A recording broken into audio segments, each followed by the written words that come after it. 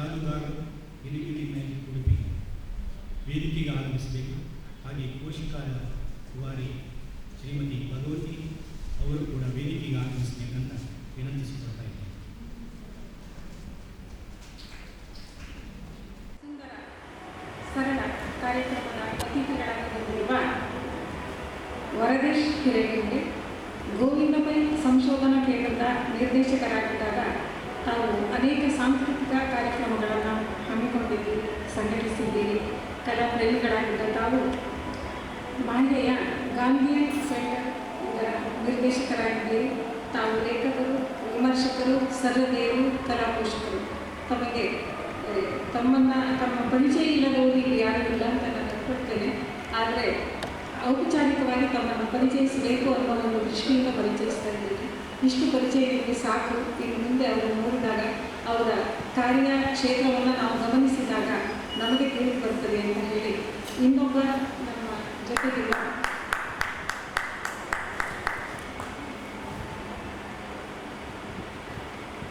Professor ಹಿರೇಗಂಗೆ ಅವರಿಗೆ ಪೋಷಿಕಾದ ರಾಮಚಂದ್ರ ಐತಾಳರು ಪುಷ್ಪ ನೀಡಿ ಗೌರವಿಸ್ತಾ ಇದ್ದಾರೆ. ನಾರಾಯಣ ಭಟ್ಟರು ಪ್ರಾಯಶಃ ಯಾರಿಗವರ ಮೂಲ ಹೆಸರು ಗೊತ್ತಿರಲಿಲ್ಲ ಅಂತ ಅಂದ್ಕೊಳ್ತೀನಿ. ಎಲ್ಲರೂ ಕೂಡ ಪ್ರೊಫೆಸರ್ ಶಂಕರ್, ಮ್ಯಾಜಿಷಿಯನ್ ಶಂಕರ್, ಗಿಲಿಗಿಲಿ ಮ್ಯಾಜಿಕ್ ಅಂತಲೇ ಪರಿಚಯ. ನನಗೆ ಅವರ ಹೆಸರು ತಿಳ್ಕೊಂಡಾಗ ಆಶ್ಚರ್ಯ ಆಯಿತು.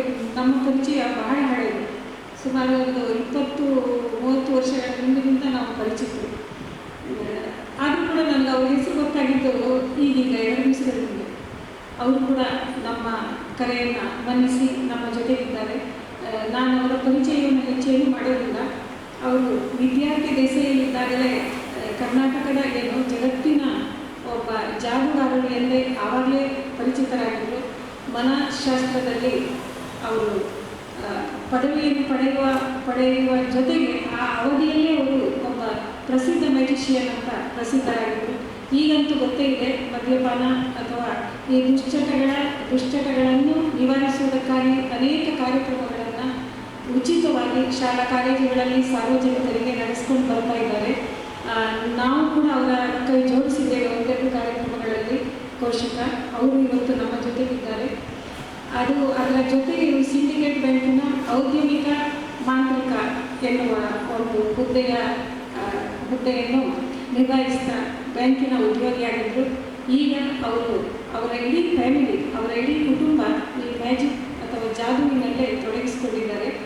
ಜಾದೂ ಎನ್ನುವುದು ದೈಹಿಕ ವಿದ್ಯೆಯಲ್ಲ, ಅದು ಒಂದು ಕೈಚಳಕ ಎನ್ನುವುದನ್ನು ಅವರ ಸುಪುತ್ರ, ನಾನು ಮುನ್ನ ಅಂತ ಹೇಳ್ತೀನಿ, ಅವನು ಚಿಕ್ಕಂದಿನಿಂದ ನನ್ನ ಒಂದು ಕಾಲದಲ್ಲಿ ನನ್ನ ಸ್ಟೂಡೆಂಟ್ ಅವರು ಕೆಲವು ದಿನಗಳ ಮಟ್ಟಿಗೆ ಅವನು ನನಗೆ ಹೇಳ್ಕೊಡ್ತಾ ಇದ್ದ. ನೋಡಿ, ಇದು ಮ್ಯಾಜಿಕ್ ಅಲ್ಲ, ನೋಡಿ ಇದು ಕೈಚಳಕ ಅಂತ ನನಗೆ ತೋರಿಸ್ಕೊಡ್ತಾ ಇದ್ದ. ಹಾಗೆ ಅವರ ಇಡೀ ಕುಟುಂಬ, ಅವರ ಮಗಳು, ಅವರ ಶ್ರೀಮತಿಯವರು ಎಲ್ಲರೂ ಕೂಡ ಇದರಲ್ಲಿ ತೊಡಗಿಸಿಕೊಂಡಿದ್ದಾರೆ. ಅವರಿಗೆ ನಮ್ಮ ಸಂಸ್ಥೆಯ ಪರವಾಗಿ ಸ್ವಾಗತ.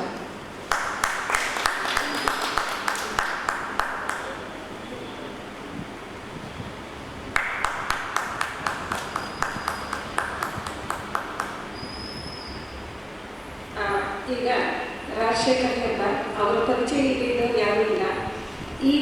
ನಾವು ಯಕ್ಷಗಾನ ಭಾಷೆಯಲ್ಲಿ ಹೇಳಬೇಕಾದ್ರೆ ನಮ್ಮ ಸ್ಥಳವಾಗಿದ್ದರು.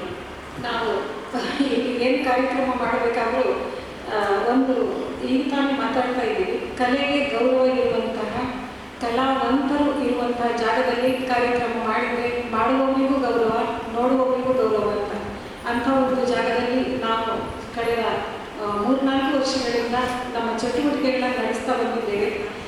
ಯಾವ ಸಂಕೋಚವೂ ಇಲ್ಲದೆ ಇದು ನಮ್ಮದೇ ಜಾಗ ಅನ್ನುವ ಹಾಗೆ ನಾವು ಬರ್ತಾ ಇದ್ದೇವೆ. ಅವರು ಕೂಡ ಹಾಗೆ ನಮ್ಮನ್ನು ಸ್ವಾಗತಿಸ್ತಾ ಇದ್ದಾರೆ. ಈ ರಂಗಮಂದಿರವನ್ನು ನಮ್ಮ ಕೈಗೆ ಕೊಟ್ಟ ಹಾಗೆ ಅವರು ವರ್ತಿಸ್ತಾ ಇದ್ದಾರೆ. ಇದು ಅವರ ದೊಡ್ಡ ಗುಣ.